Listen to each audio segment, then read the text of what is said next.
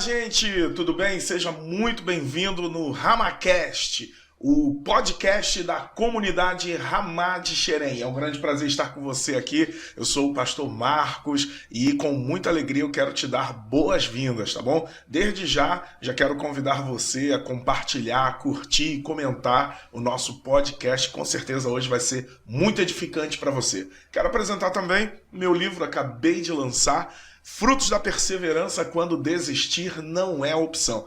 Fica aí comigo, no final vou estar dando contato como você faz para adquirir o livro aqui, uma grande bênção, tá bom?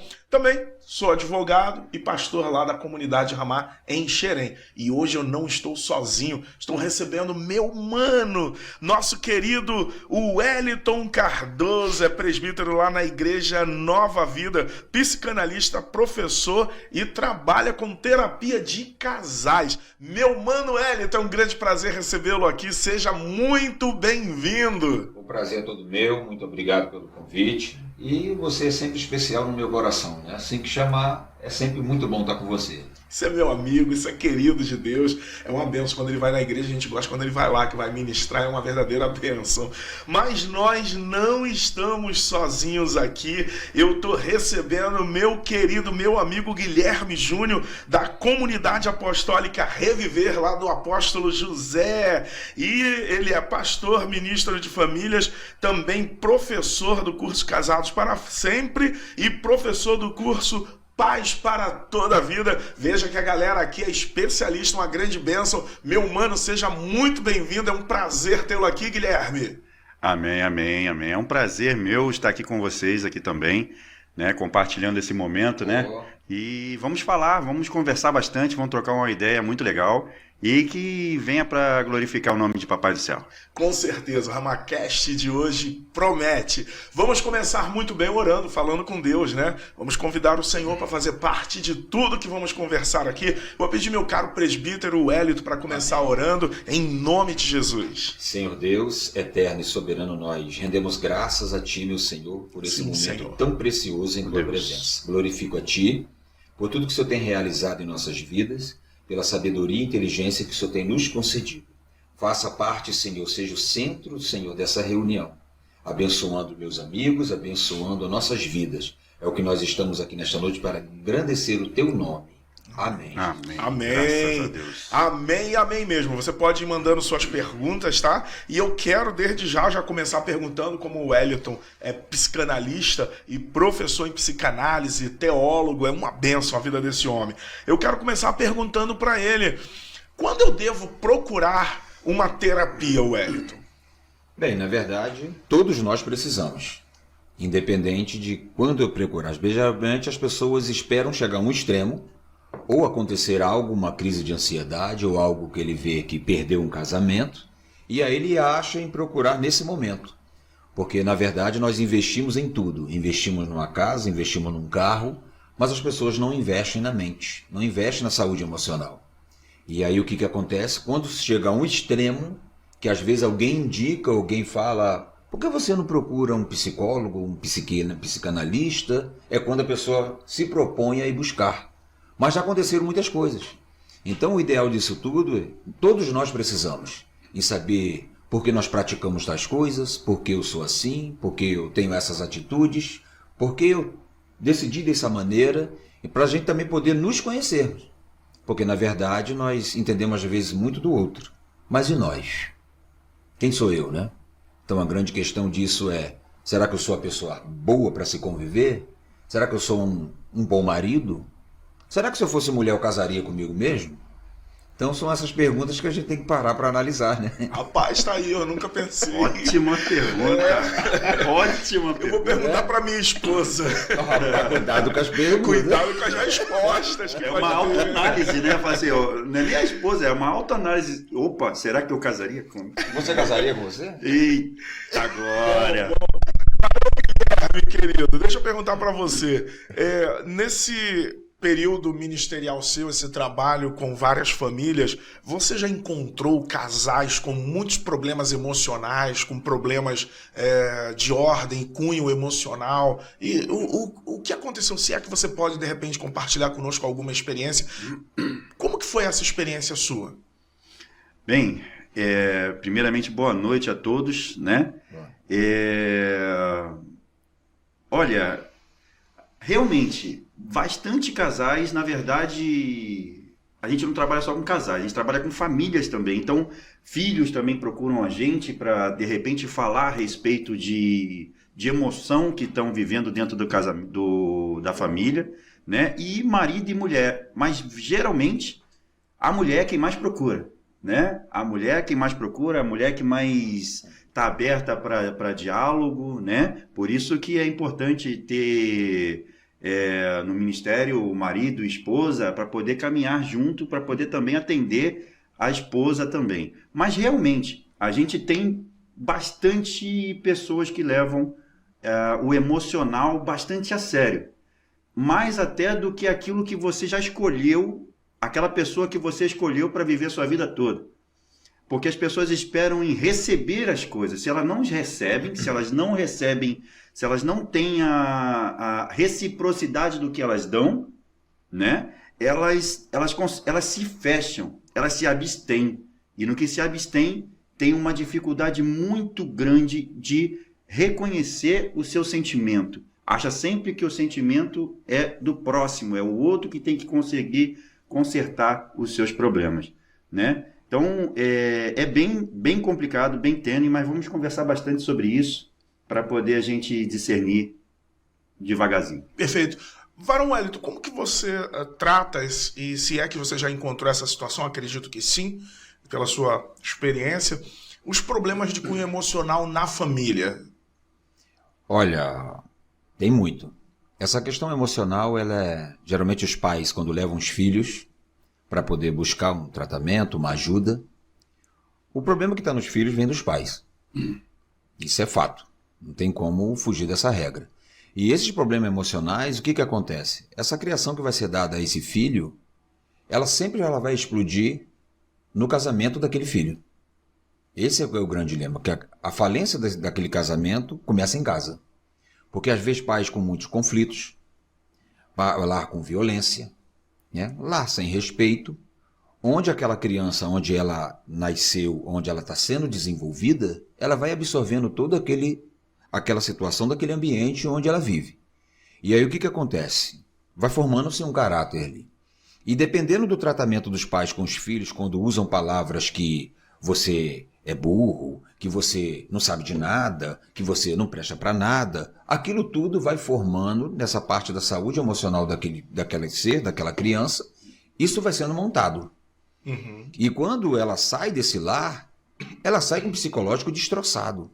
E isso quando não passa por um abuso, quando não é aliciado, que a gente também encontra isso por familiares, que tudo isso é de quem está perto, de quem está junto. E quando ela sai desse lar, ou seja, sai dessa bolha, vamos dizer assim, que ela vai para um relacionamento, que às vezes arruma um relacionamento rápido para sair disso, o que acontece? Explode lá. E aí os pastores hoje, os líderes, encontram essas dificuldades de lidar com os casais hoje, né? O nosso amigo aqui também sabe disso. Por quê? Porque já saiu de um lar assim. Um lar que às vezes ele tem um problema afetivo com o pai, Claro. Uma menina que tem um problema afetivo com o pai é presente, mas é ausente. Ele não tem tempo. Só que quando ela sai dali com a falta desse pai, ela vai para um casamento inconscientemente buscando um pai no marido. E aí ela não encontra esse pai no marido porque ele não tem um pai para dar para ela. E aí o que acontece com isso? Tudo aquilo que ele faz não está bom. Tudo aquilo que ele vai fazer não está bom. Porque inconscientemente ela está buscando um pai, mas ela tem um marido. Perfeito. E vice-versa, a mulher ou o homem também, quando ele vem, sai dessa casa buscando uma mãe. E o pior é quando dá casa os dois juntos. Um busca uma mãe e ela busca o pai. Aí é que forma toda essa situação e não chega a um denominador comum. Você sabe que no início do meu casamento, na verdade, no início do meu relacionamento, nós éramos apenas namorados e a minha sogra, ela dizia assim, isso vai acabar logo, é um namorico. E aquilo causava um transtorno muito grande, um desconforto muito grande. Então, eu acabei indo fazer uma terapia e fui conversar com o psicólogo um pouco. Uhum. E ela disse assim, Senhor Marcos, para analisar o seguinte, só vive elas duas. A menina trabalha, traz o alimento para dentro de casa, cuida dela, acabou ocupando um lugar do marido, do provedor. Sim. E agora você começa a se relacionar com ela. A mãe não está olhando para você como uma figura amistosa dentro do lar. Você é uma figura conflituosa, porque vai tirar o provedor do lar. Não é a filha que está saindo do lar para a mãe. O que está saindo do lar é exatamente aquela figura do provedor. E isso vai te trazer muitos transtornos. Se você conseguir transmitir para ela confiança e de que você, junto com ela, vai cuidar da mãe, seu relacionamento será pacífico. E aí eu comecei a me unir à minha esposa, que naquela ocasião era minha noiva, para ajudar a mãe. E os problemas foram solucionados. Eu fiquei impressionado com a leitura emocional e psicológica que a psicóloga fez naquele momento. Foi algo extraordinário que eu vivi, né? Agora, Varão Guilherme, como tratar um casal que está em conflito? Porque sabemos que de fundo tem os problemas emocionais, mas também tem os problemas espirituais. E nós somos pastores. Acredito que boa parte das igrejas, ou a maioria, os casais enfrentam e passam por esses percalços, esses caminhos de desavenças emocionais. Quando chega um casal, como tratar esse casal? Como recebê-los na igreja? A gente, às vezes, faz o apelo, a pessoa se converte, vem à frente, mas eu não vejo, pelo menos eu não conheço, um trabalho que seja feito ali já no início, na chegada dos casais na igreja, para conhecer os problemas que aqueles casais possuem para serem tratados. Como fazer nessa chegada? Bem, primeiro, nenhum de nós pode obrigar ninguém a fazer nada. Isso tem que ser de cunho livre e espontâneo, né? Porque o que acontece? Quando a gente vai perguntar alguma coisa para alguém, quando a gente vai perguntar para algum casal, sempre está tudo bem. Sempre está tudo bem. E aí daqui a pouco, quando você vai parar para analisar, quando você vai parar para poder viver um pouco mais próximo, você começa a ver que surgiram alguns zum daqui, zum dali, e insatisfação daqui, insatisfação dali. Nas igrejas, todos, dentre líderes, pastores, membresia, né? Todos eles têm algum tipo de problema familiar. Só que não conseguem fazer aquilo que mais é necessário para poder acontecer. O reconhecimento. Tá? Primeira coisa que tem que acontecer, eles têm que reconhecer um problema. Para você ir para um psicólogo, para um terapeuta, para você chegar ao ponto de ir, você tem que reconhecer. E na grande maioria das vezes, somente reconhece. Por que no âmbito espiritual é importante mesmo esse indo buscar? Porque aí esse vai buscar pessoas capacitadas para poder irem, né, que estudaram, vivenciaram, não digo nem muito estudo, mas de repente muita vivência, para poder mostrar e dizer para essas pessoas que estão passando por esse tipo de problema, familiar, casamento ou também de família, né, passar uma direção bem específica. Porque é isso que todo mundo espera. Eu li uma vez na internet que estava muita coisa dizendo e falaram assim, olha, a Bíblia está lá, sempre esteve lá para poder ser lida, ser entendida, ser compreendida, mas ninguém quer pegar e ler para poder entender qual é o problema que está acontecendo e entender o problema, a solução para os seus problemas. Mas querem ouvir de alguém que leu, né? Não querem ter o trabalho de ler, mas querem ouvir de alguém que leu para poder dizer que está lá a solução para os problemas dela. Então, na grande maioria das vezes, os casais, como ele falou muito bem aqui, são eles que estragam os filhos. Por quê? Eu escuto muito isso da minha esposa. Ela chega assim e fala assim, olha, cuidado com o que você vai falar. Você deu o exemplo seu, vou citar um meu. Eu sempre escutei algumas palavras, né, da minha família, toda a minha família tem descendência árabe, então todas as pessoas da minha família falavam a respeito de algumas palavras, né, não só negativas, mas positivas também. E eu fiquei com aquilo na cabeça, achava que aquilo era importante para mim, né? Aquilo era importante para mim. Então o que acontece? Naquele determinado momento eu observei que não dava. E eu estava trazendo exatamente aquilo que eu aprendi dentro da minha casa para dentro da minha família. Quando eu não poderia fazer isso? Qual é a primeira coisa que na Bíblia eu levo as pessoas a lerem? Lá em Gênesis 2, capítulo 2, versículo 24, diz assim, ó: por isso o homem deixa o pai e a mãe e se une à sua mulher, e os dois se tornam uma só carne. E aí a gente começa a explicar, porque olha só, o que é uma só carne? Uma só carne é você ter a obrigação de deixar todo aquela responsabilidade com a sua família, né, com pai e com mãe, que aquele que não conseguir deixar pai e mãe, né, que eu digo a cobertura de pai e mãe, não vai conseguir ter um casamento adequado, um casamento próspero. Porque para ter um casamento próspero, você tem que se doar para o seu cônjuge. Você Sim. tem que se doar totalmente para o seu cônjuge. Sim, agora essa situação fática é real, né, o que o Barão Guilherme está trazendo aqui, mas eu pergunto, Hélito, como sugerir para um casal que eles devem fazer uma terapia? Porque eu rodo muito, e eu vejo que hoje os pastores tudo dizem, vamos orar. Inclusive a gente já teve até conversas anteriores a respeito disso. Vamos orar. Como sugerir para um casal que eles precisam passar por uma terapia? Então, ó, já pegando a carona do que ele já vem trazendo bem interessante, que a Bíblia diz, né? Deixará o pai e a mãe, para você viver a sua família. Só que o interessante é que no nosso inconsciente, nós carregamos o pai e a mãe. Você está deixando o físico. Totalmente. Mas e o psicológico, né? No emocional, no nosso inconsciente, a gente repete. Se você conhecer a mãe da sua esposa ou o pai, você vai dizer assim, poxa, você está igual ao teu pai. Ou vice-versa, vai dizer assim, poxa, você está igual sua mãe, hein? Então, ali é o deixar físico. Mas e esse deixar emocional que a gente carrega, que a gente chama de repetição? A gente também tem que deixar isso lá. Porque se eu repito minha mãe e se eu estou repetindo meu pai, eu estou aonde? Quem sou eu? Eu tenho que escrever minha história com a minha esposa. Não é assim? Se eu sou uma repetição, o Hélito está onde?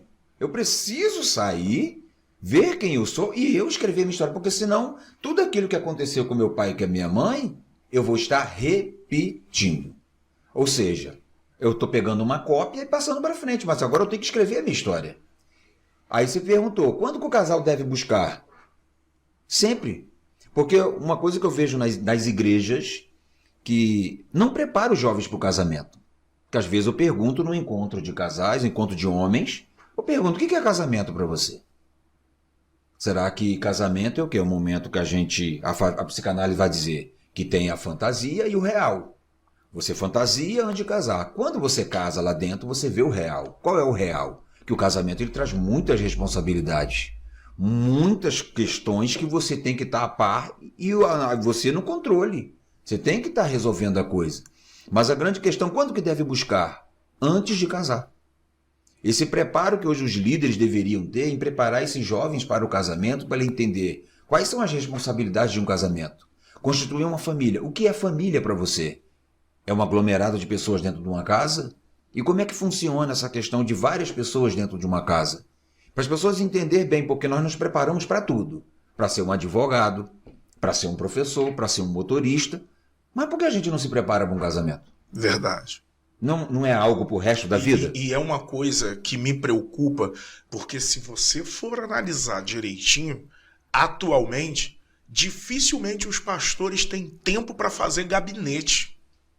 Então, como cuidar das famílias se não tem tempo para fazer gabinete? É um frenesi, é uma correria, é tudo no nanosegundo, é tudo para ontem.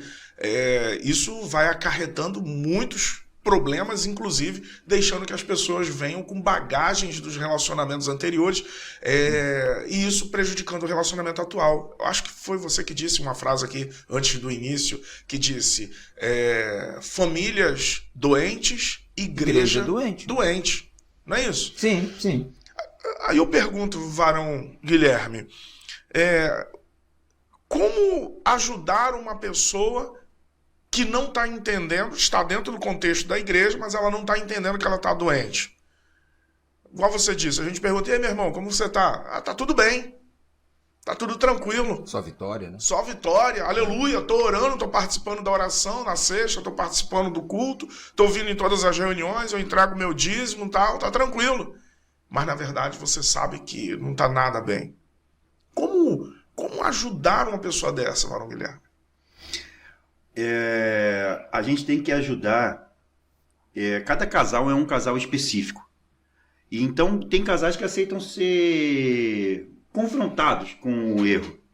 Tem casais que, se você começa a conversar e jogar um pouquinho só de palavra, já fala, ai, tá doendo, não quero mais, né? Então isso preocupa. Então há uma preocupação de como chegar nesse casal, há uma preocupação muito grande. E em princípio, a gente tem que não só levar palavra, é levar experiências, tá? Como que você consegue chegar num casal que precisa alcançar, que você sabe que precisa ser alcançado pela palavra de Deus ou pela psicologia, né, para poder chegar de alguma forma? Como que a gente vai conseguir? A gente vai ter que usar exemplos. A gente começa a conversar sobre exemplos, né? Então nós estamos falando daqui agora, a gente começa a falar sobre exemplos, né? A gente sabe que a pessoa está precisando de alguma coisa, a gente começa a usar exemplos de outros casos e a pessoa vai começando a se encaixar e vai começar falando para ela que ela tem solução para a vida dela,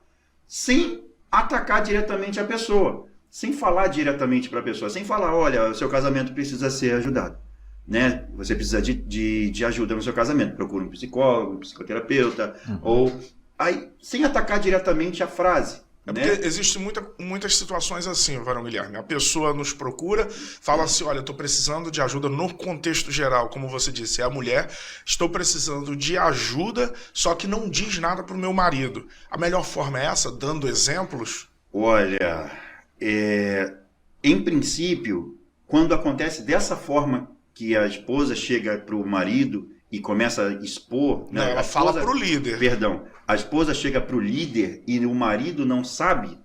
Primeira coisa que a gente tem que falar com o marido, com a esposa, é o seguinte. Primeiro, é que o marido tem que saber, né? Mas se souber, vai dar ruim. Então, olha só. Então, vamos começar a ter atitudes dentro de casa diferentes. Quais são essas atitudes? Primeiro, todo mundo busca a perfeição para si. Tipo, eu quero o meu relacionamento que dê certo, mas que meu cônjuge faça aquilo que eu espero que faça. Quando você interrompe esse querer, quando você interrompe essa vontade, né? E você começa a falar, poxa, eu tô vendo que eu não vou conseguir dele. Então, o que eu vou fazer? Eu vou agora partir para o lado oposto. Eu vou passar a fazer. Porque quando o cônjuge, seja ele homem ou seja ele mulher, começa a receber do seu cônjuge, né? Vamos falar um cônjuge de homem.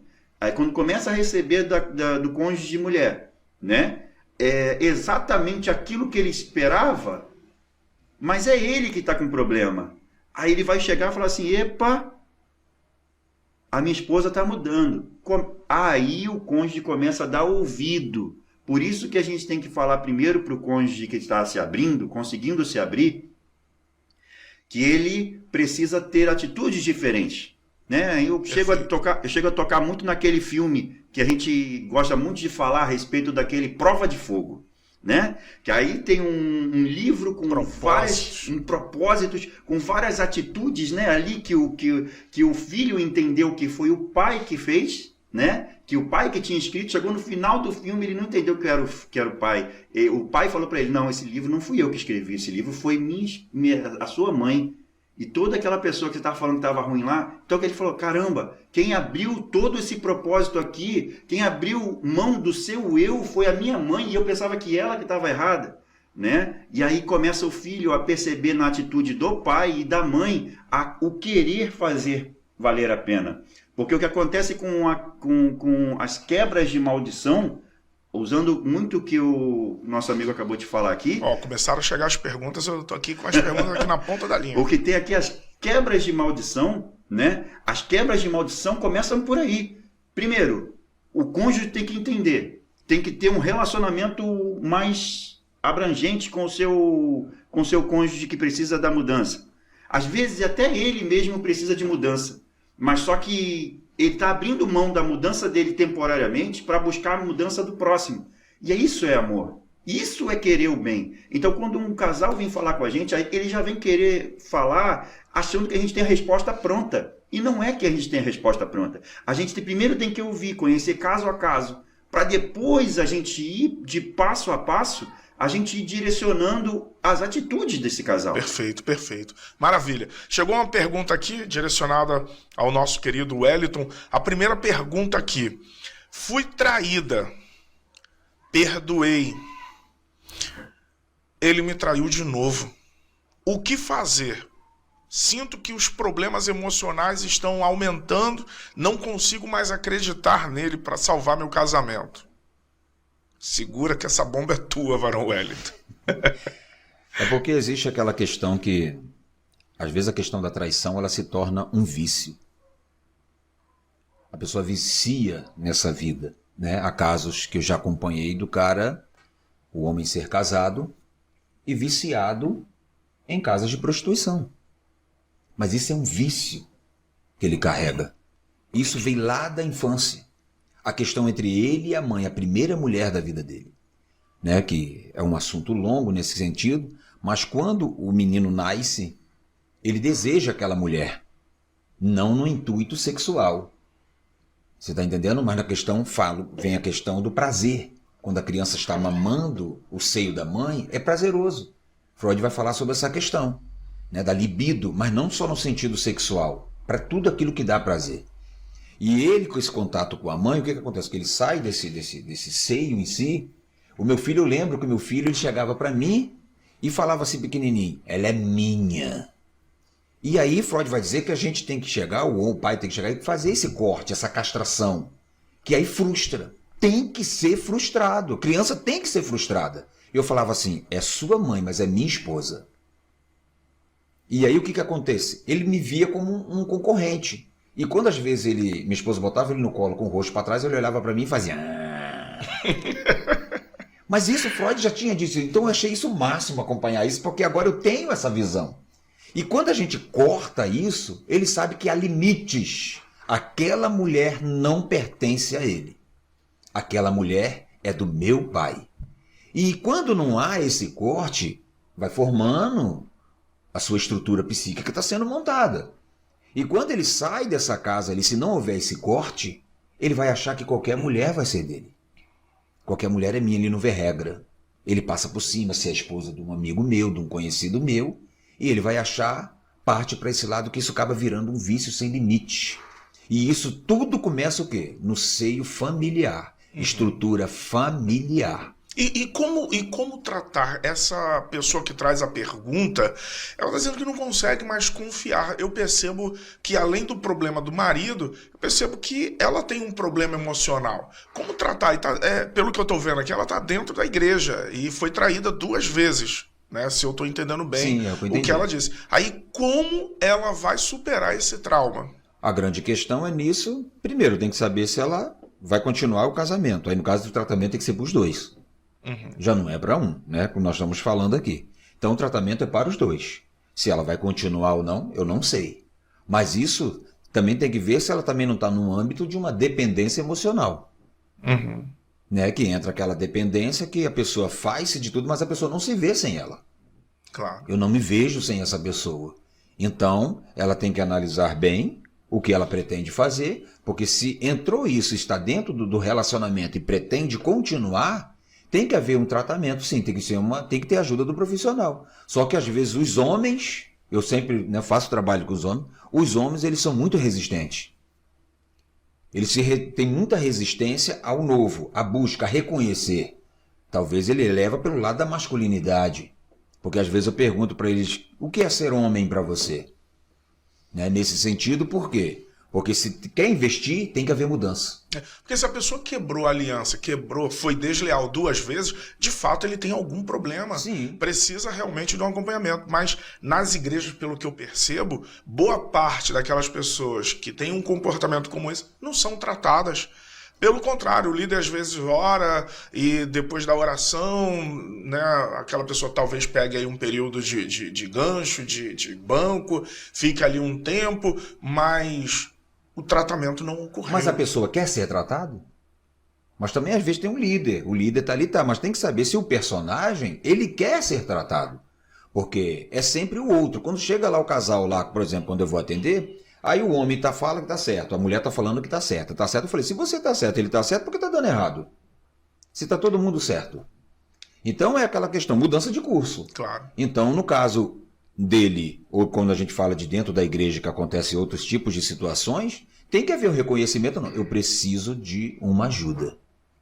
Muito bom. Bom, chegou uma outra pergunta aqui, eu vou pedir a atenção aqui do Varão Guilherme, pelo seguinte, a pessoa está dizendo aqui, fui desrespeitado pelo meu líder. Esse ambiente de maus tratos tem me feito muito mal. Percebo que todo o ambiente ficou abusivo, inclusive se tratando dos demais líderes. Então, se eu estou entendendo, a pessoa teve algum problema com o líder e aquilo passou adiante, os outros líderes estão tratando mal também. Ela está entendendo que o ambiente é abusivo. Como tratar essa questão? Mas isso aí deixa eu entender, esse líder aí que parece que é o líder religioso. Não, o líder religioso. Ah, então estou falando de outro assunto. Está falando do ambiente eclesiástico, da igreja. O líder dela parece que foi abusivo, os demais líderes acabaram sendo abusivos também e o ambiente ficou todo hostil, pelo que eu estou entendendo que ela disse aqui. Bem, isso infelizmente é comum de acontecer nas igrejas, né? Porque nem todo mundo pode aceitar, né? Tem uma conduta, uma conduta diferente para cada um, mas nesse caso ele agiu, se esse líder ele agiu de uma forma impensada, né?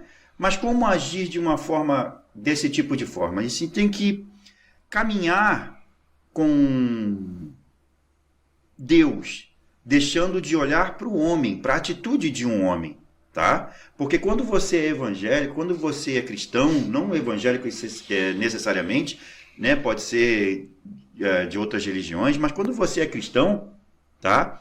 Você absteve da sua vida, deixou a sua vida para viver uma vida que Deus esperava que você vivesse. E aí o que acontece? A gente vem buscar, como eu disse anteriormente, a gente, em vez de buscar na Bíblia entendimento sobre o que nós estamos passando, queremos ouvir de outros que já leram a Bíblia para poder tentar buscar solução para o seu problema. Quando Deus está lá na palavra dele, dizendo, eu já sou a solução do seu problema. Você quer ouvir dele? Ele tem o entendimento dele. Isso pode frustrar. Se frustrar, aí tem um problema muito sério, por causa que aí vira um problema que tem que ser resolvido muito pela psicanálise, que é o trauma. Se esse problema que aconteceu na igreja passou pelo âmbito do trauma, primeiro ela tem que procurar ajuda, tá? Primeiro tem que procurar ajuda, porque a ajuda, principalmente a ajuda, vai auxiliá-la ou auxiliá-lo, né? Ajuda no seio da igreja? Se tiver pessoas com que ela confie, né, pode dentro da igreja. Se não, pode ligar, pode falar com um psicoterapeuta, né? Pode falar com uma pessoa capacitada para isso, principalmente com relação ao meio eclesiástico, né? É bom procurar um psicoterapeuta que é da mesmo ninho de religião, né? Por exemplo, ele é presbítero, ele pode muito bem falar sobre o cunho da igreja, porque ele já está dentro do meio religioso, né? Aí é nesse tipo de assunto que a gente tem que se tocar, mas não se prender ao que as pessoas dizem, não se prender ao que o homem está dizendo, mas sim ao que Deus espera que a gente faça. Deixa eu fazer uma pergunta aqui pro Varão, até para a gente ir definindo aqui. Tem uma outra pergunta que destinaram para você, a diferença entre tristeza e depressão. Tem uma senhora que fez uma pergunta aqui. Qual a diferença entre tristeza e depressão? Mas eu quero, antes de chegar nessa pergunta, dar um desdobramento aqui. Sim. Porque, pelo que eu estou entendendo, a pessoa continua falando aqui e ela está dizendo o seguinte, assim, olha, os abusos espirituais continuam. deixam várias pessoas frustradas que se diziam ser evangélicas, hoje não querem mais nem ouvir de igreja. Porque os líderes, o líder religioso, tratou de assuntos pessoais de maneira pública, de púlpito, esgotou, aí está dizendo aqui, esgotou o assunto, não permitindo nem mesmo esclarecimento de alguns assuntos. Pelo que eu estou entendendo, ela teve algum problema, o assunto foi tratado de público, gerou mal-estar e não foi permitido que ela tivesse fala, e ela está chamando de líder abusivo. Como tratar essa questão dentro da situação, da vivência, a convivência eclesiástica, Varão Wellington? Eu dei uma palestra com uma empresa lá em Teresópolis semana retrasada, né? Aí você fala assim, o que tem a ver? Sobre relacionamento. As pessoas estão encontrando muita dificuldade hoje para se relacionar. No âmbito familiar, no âmbito da empresa, dentro de uma igreja. Juntou pessoas, está dando problema. Mas aí no caso desse líder que ela está dizendo, a pergunta é, como é que está o psicológico desse líder? O que está passando, o que está acontecendo na vida dele? Porque também, por um outro lado, a liderança, né? Não estou fazendo uma defesa, mas são muitos problemas, muitas dificuldades dentro das igrejas, né? Lidar com tantos problemas, com tantas famílias, tantos casais, e fora a casa dele. Como que está o psicológico dele? Porque o líder também, ele também tem que buscar uma ajuda terapêutica. Porque recebe tantas coisas, e o que ele faz com isso tudo? Então, o que acontece? Nós passamos aí um período que estava tendo vários suicídios de líderes. Nossa, foram vários pastores cometendo suicídio. Teve um ou outro que eu conversei que... Líder conversa com quem? Líder desabafa com quem? Será que se o líder chegar na igreja e falar, gente, eu não estou aguentando, está muito difícil. Como que a igreja vai reagir a uma declaração de um líder desse? Vai dizer que ele está fraco? Vai dizer que ele é fraco para ser pastor? Como é que está o emocional dele? Qual a carga que ele carrega? Quais os pesos que ele está carregando ali? É humano, né? Ele é ser humano como qualquer um outro. Entenda bem, eu não estou defendendo ele. Mas a gente só manifesta fora aquilo que está aqui dentro. Pensamentos e sentimentos vai gerar comportamentos, né? Então, nesse sentido, como é que ele está? Eu não sei como é que ele está, né? Mas cabe a ele fazer isso, justificar isso? Não estou justificando isso dele. Está errado? Está errado.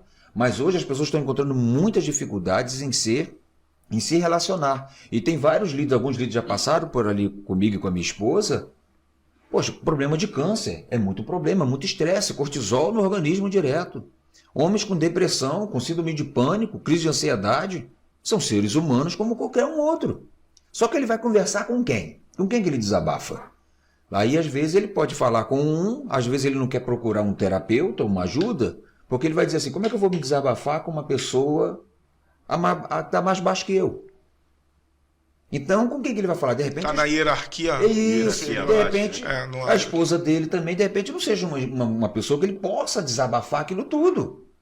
E aí ele fica sozinho. O líder, a maioria, é sozinho. Ele não tem ninguém. Ele não tem com quem falar, não tem com quem desabafar. E aí o que acontece? Quando você não fala, o corpo fala. Aí o corpo começa a falar. Aí é problema cardíaco, é colesterol. Já tem alguns líderes que eu fui pregar em algumas igrejas que Deus mandou perguntar, você está se cuidando? 3 dias depois o cara estava internado no CTI. De tantos problemas. Isso é forte. Teve um outro que me convidou para eu pregar na igreja dele, ele me deu um tema. Chegou lá, Deus mandou trocar a instrução de Paulo a Timóteo. Cuida de ti mesmo, para que vai bem você. Meu Deus. E quando eu cheguei lá, Deus mandou pergunta para ele, perguntei, pastor, tu tá se cuidando? Tô. Quando terminou o culto, ele falou, varão, passei mal, fui fazer os exames, tá tudo ruim em mim. É Deus dando aquele alerta. Exortando. Então tem homens aí que tá infartando por causa dessas situações. Olha, chegou uma outra pergunta, já é uma outra pessoa aqui, eu vou destinar, depois você vai responder aqui, tá? A próxima vai ser para ti, a diferença de tristeza e depressão. Posso só fazer um comentário sobre isso? Claro. É que ele falou a respeito de líderes, e eu preciso tocar a respeito de líderes. Quando se fala, ele falou muito bem colocado a respeito de liderança, que às vezes a liderança se encontra sozinha. E eu vou dizer para você uma coisa, existem pessoas que querendo ajudar, e às vezes ele não consegue se abrir. O líder, às vezes, também não consegue se abrir.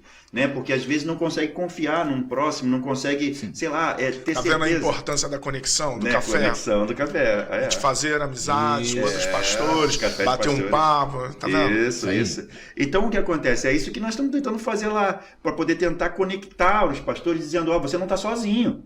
Você não está sozinho, se está passando por dificuldade. Já teve pessoas que vieram para mim e falaram assim, poxa, caramba, sabe há quanto tempo que eu não converso com alguém sobre a minha família?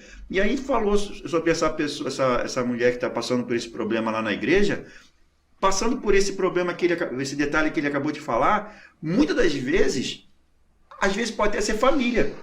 Às vezes a cobrança, o nosso primeiro ministério é a nossa casa.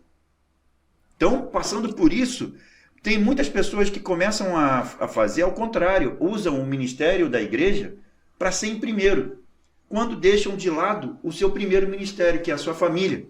Por isso que filhos crescem frustrados, Exatamente. Não amam a igreja, não amam o ministério, porque o exemplo do pai, que é aquela repetição, não foi positivo. Exatamente. E pega repúdio pela igreja. Aí eu vou dar um exemplo.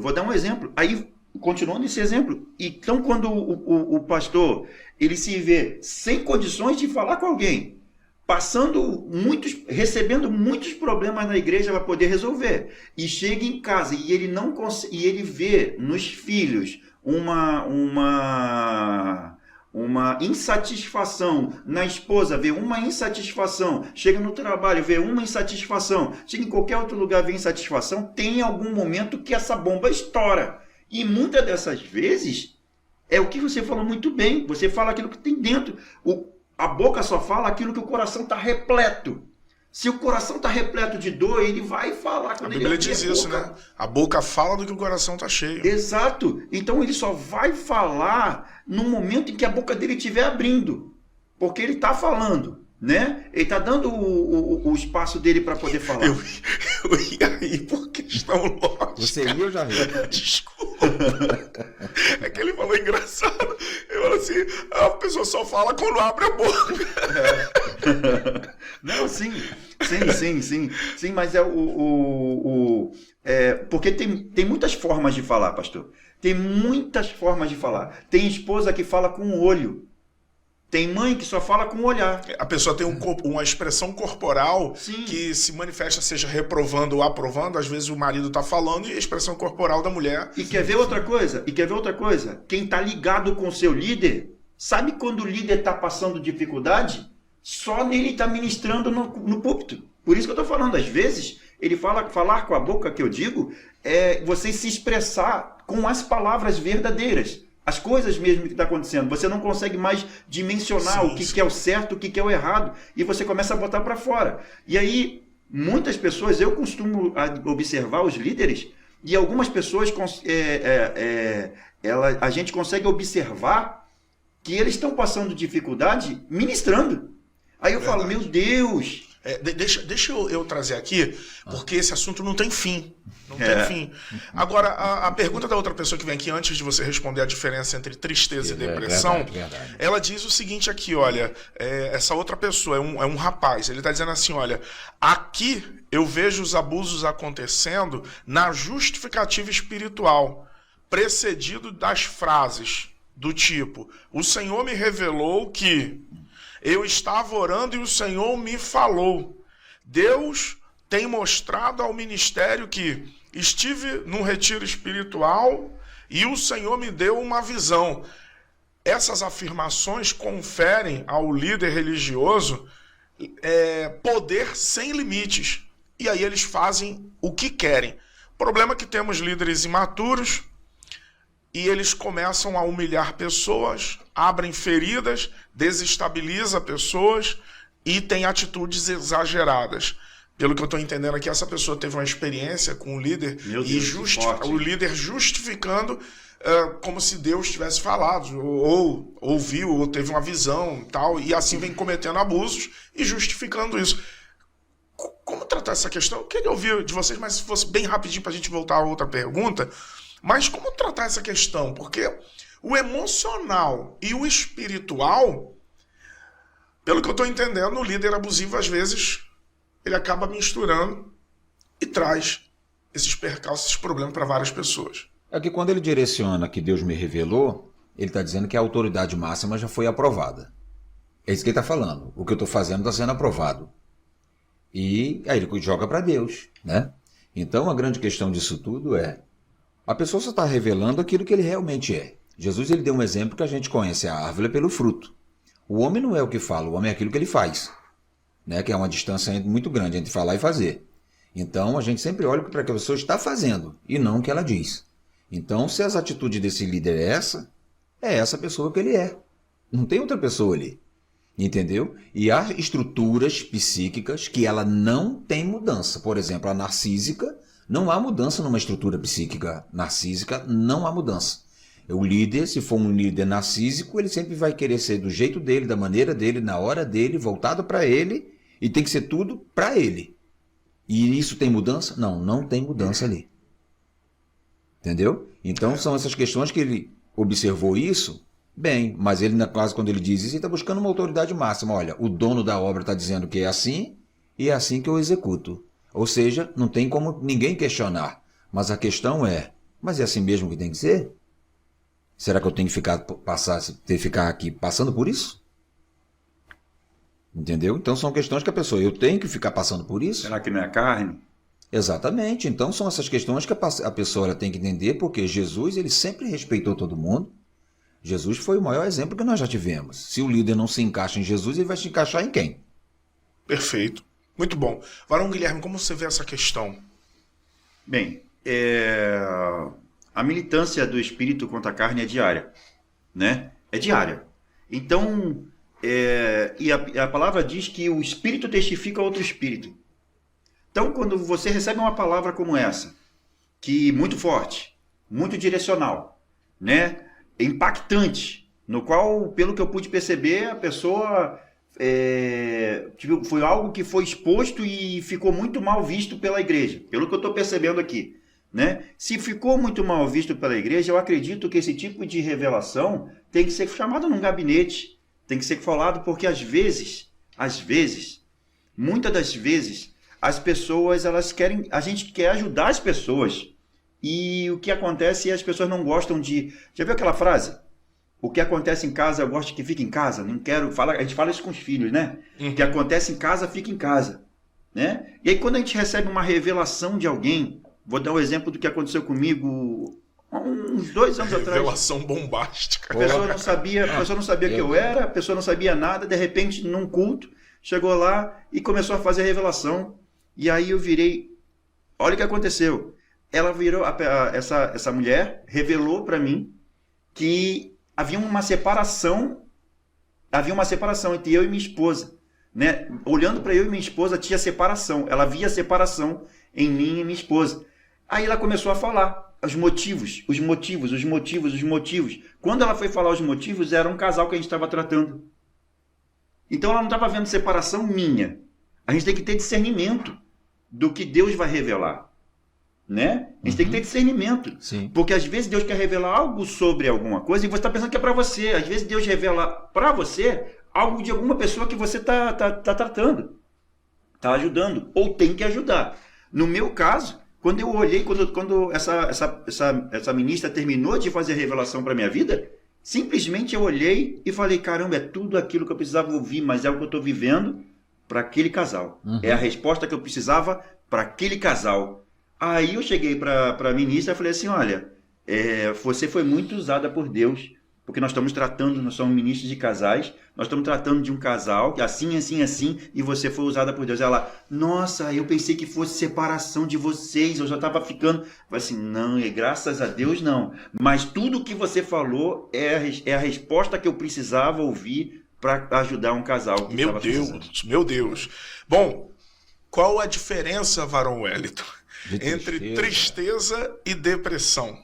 A tristeza, isso não é difícil de entender, né? Que a tristeza, ela é momentânea. Uma pessoa te decepciona, você fica triste.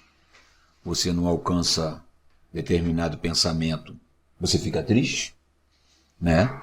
Mas a depressão, ela chega tirando tudo de você. Tira seu ânimo, tira sua alegria, tira o seu prazer de viver. Você não quer sair de um quarto, você não quer comer, você não quer tomar banho, você não quer... Tem gente que não quer nem ir no banheiro urinar. Ele Essa é urina a na tristeza. roupa. Essa é a depressão. Essa é a depressão. Isso, porque a tristeza, você me ofende, eu fico triste contigo. Mas vai passar um tempo que vai dissolvendo aquilo, passa. A tristeza é mais rasa, então. E não tem nem comparação. Agora, a depressão é uma tristeza profunda. Porque chegar ao ponto de paralisar uma pessoa que você não quer tomar banho, você não quer nem no banheiro urinar. Tem gente que urina na roupa porque não quer ir no banheiro urinar. Porque nem isso ela quer fazer. Eu ouvi dizer que a ansiedade é o excesso de desejo. A depressão é a ausência de desejo. E excesso de passado. Ansiedade, excesso de futuro. Excesso de futuro. Depressão, excesso de passado. Estresse é o excesso do presente. Então, o que acontece? Então, a pessoa, quando ela chega nesse nível de depressão, ela não penteia cabelo, ela não escova dente. Acabou a vida para ela, parou. Ela quer morrer. Mano, olha o que acabou de chegar aqui. Eu tô até com receio de falar, mas eu vou falar. Chegou, eu tenho que falar. Os líderes abusadores, Nossa. no geral, eles embasam a autoridade espiritual na sua posição ou ofício, em vez de, no serviço do grupo, o seu estilo de liderança é autoritário.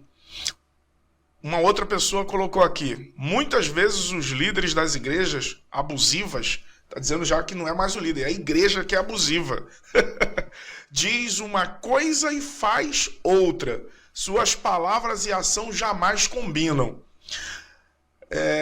Eles manipulam, está dizendo aqui, eles manipulam as pessoas através de sentimento de culpa, que aí é aquela questão narcisista que você falou aqui, por não crerem na espiritualidade, colocando fardos pesados sobre os seus ombros, sem jamais tentarem retirar esses fardos.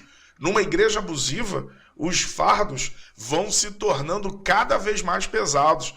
Uma outra pessoa colocou: os líderes abusivos se esforçam para aparentar piedade. Que coisa, hein? Nossa. Aparentar piedade, né? Demonstrar ali piedade. Em geral, eles recusam qualquer crítica que possam colocá-los sob uma luz negativa. Uma outra pessoa colocou: os líderes abusivos colocam títulos honoríficos. Aí usou aqui, ó, pastor, profeta, apóstolo, tomara que não esteja se referindo a gente. Promovendo um sistema de classe e colocando eles mesmos no topo do mesmo. A comunicação não é direta. Não entendi. A comunicação não é direta. Seu discurso especialmente vazio e confuso, quando tentam se defender. A pessoa fica, pelo que eu estou entendendo, ela está falando que fica perdida quando vai se defender. Não sabe embasar o líder abusivo. E tem um último comentário aqui. Eles pegam itens menos importantes, negligenciando os que são realmente importantes.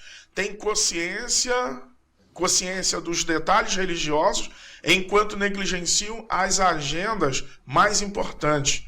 Devemos ter coragem de seguir o exemplo de Cristo e subverter o sistema. Eu acho que ele está querendo dizer mais ou menos no sentido assim: existe um sistema que está montado para poder essas pessoas surfarem nesse sistema, né? Bom, aí ele fala aqui algumas coisas de cobertura espiritual, mas aí já não vou trazer aqui porque não é próprio. Como lidar com essa questão, o Varão Guilherme? A pessoa está triste, a pessoa está meio depressiva.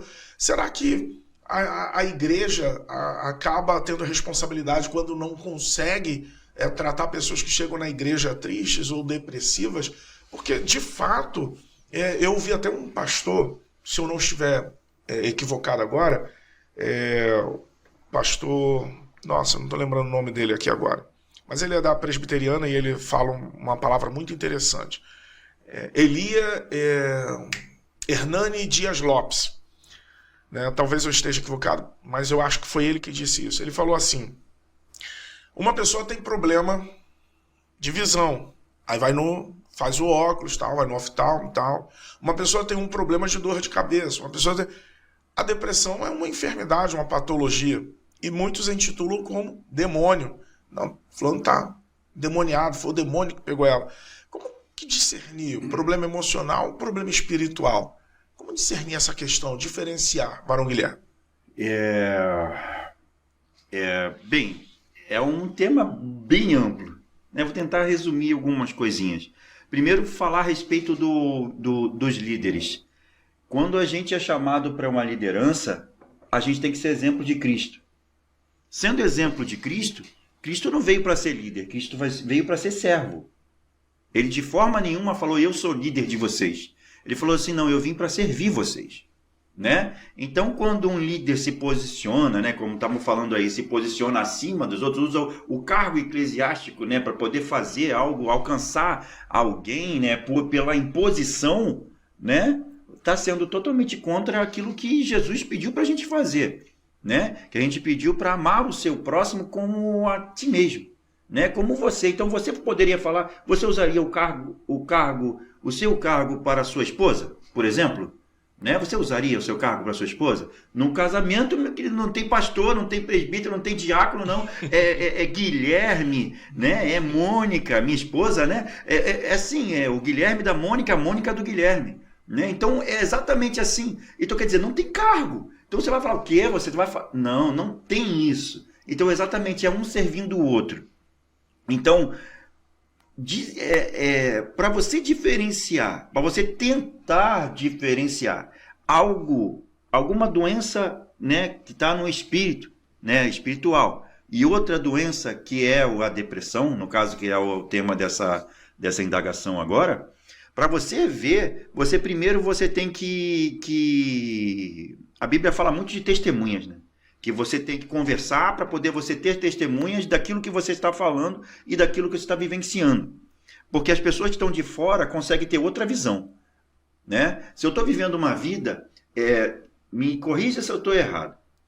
Às vezes a pessoa é psicólogo, é psicoterapeuta, psicoterapeuta, é tudo, né? Mas está vivendo uma vida com problemas. E aí essa mesma pessoa também tem que procurar um psicólogo, um psicoterapeuta. Certo ou não? Sim. Porque muitas das vezes ele sabe aonde vai alcançar. É igual o pastor, é igual o líder. Ele sabe pregar, ele sabe falar, ele sabe, mas de vez em quando você precisa ter uma outra pessoa para poder observar se realmente as suas atitudes estão te levando para o lugar correto. Né? É aquela ajuda, é aquele auxílio, é aquele braço que foi levantado por Arão e Ur, né? Por Moisés, eles tinham que vencer a guerra, mas ele tinha que saber com quem ele podia confiar. Então ele levou Arão e Ur. Quando Arão e Ur, Moisés não sabia, não foi Moisés que pediu para Arão e para Ur levantar o braço dele. Eles perceberam, olha o que eu falei. Você consegue perceber no seu líder quando ele está com algum momento de... Ele falou, não, meu líder não pode demonstrar isso não, eu vou continuar levantando o braço dele, nós vamos vencer essa guerra. Foi exatamente isso que aconteceu. O problema emocional, o problema físico, né, de Moisés estava alcançando limites extremos, chegando ao ponto até de estafa da carne. E muitos líderes, como você muito bem disse, estão com a mente estafada. Estão com a mente totalmente estafada, precisam ter uma válvula de escape. E muitas das vezes essa válvula de escape é a sua família. Aí chega em casa, descasca em cima do filho, chega em casa, descasca em cima da esposa, chega em casa, ou ao contrário. Às vezes em casa está bem, mas está com problema, não quer descascar em casa, descasca na igreja. Aí acontecem essas coisas. Aí quer falar, quer achar que é dono da verdade. E não é dono da verdade quando você tem que simplesmente servir como Jesus pediu. Muito bom. Chegou uma pergunta aqui. Sou cristão, mas tenho medo da morte. E aí, Varão? Eita glória. É cristão, mas tem medo da morte? Eu tenho... Passa no consultório lá, por mim, pessoas com medo da velhice, pessoas com medo da morte, né? Então, o medo em si, ele está se tornando mais evidente hoje, né? Embora os líderes autoritários usam medo. O medo você paralisa, né? O medo sobre essas questões. Agora, o servo de Deus com medo da morte, tem muitos. Estou com medo da velhice por causa do medo das doenças.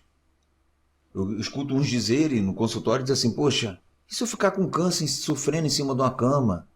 Eu fico pensando nos sofrimentos que estão advindo. É pastores que estão sofrendo com câncer que eu conheço, que eu vejo, que eu vi, que eu acompanho.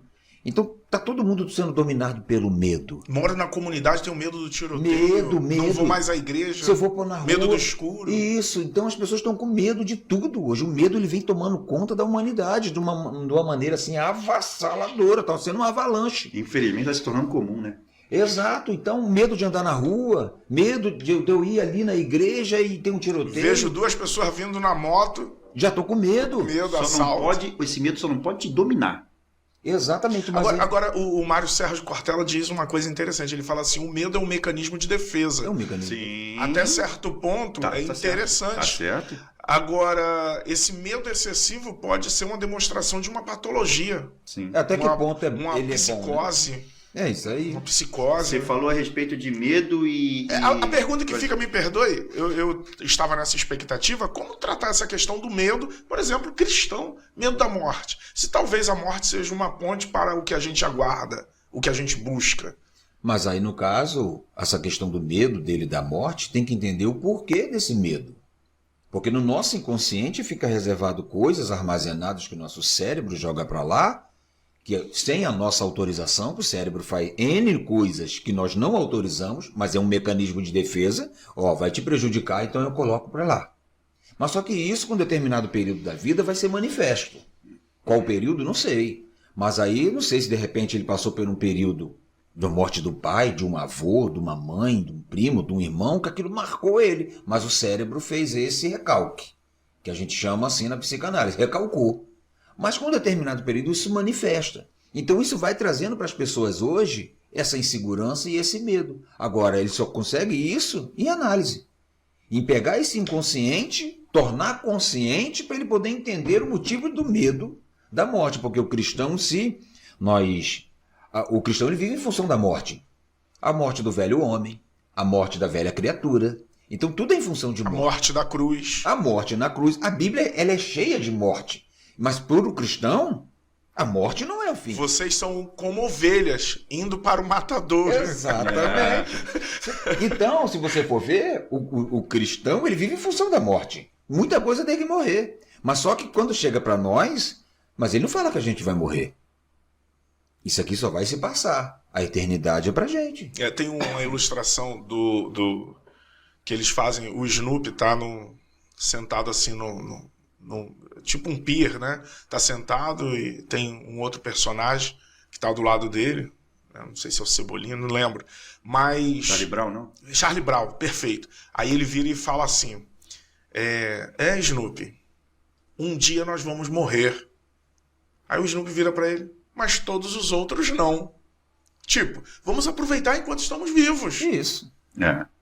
Até que a morte venha, vamos viver. Mas você já parou para pensar se Lázaro tivesse ressuscitado hoje? Naquele tempo a mesma coisa. O homem sempre teve essa curiosidade com morte. O que vai acontecer quando sair daqui? Aí Lázaro foi ressuscitado. Tu imagine hoje toda a mídia correndo atrás dele.